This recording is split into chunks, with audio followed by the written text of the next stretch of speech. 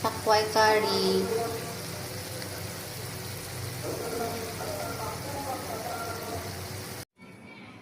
taro. Ito ang ulam natin ngayon. Ayan. Sobrang hirap linisin to, guys. Kasi tatanggalin mo yung balat niya para hindi makati. Kakaabutin ako ng siyam-siyam. Kaya nang tanggal yung balat.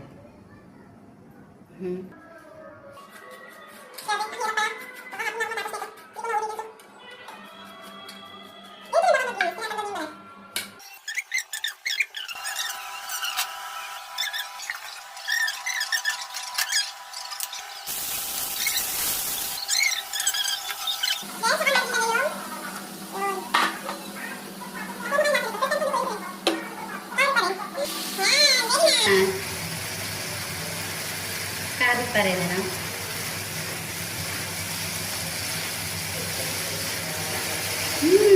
Naamoy ko yung dry fish. Tapos na natin.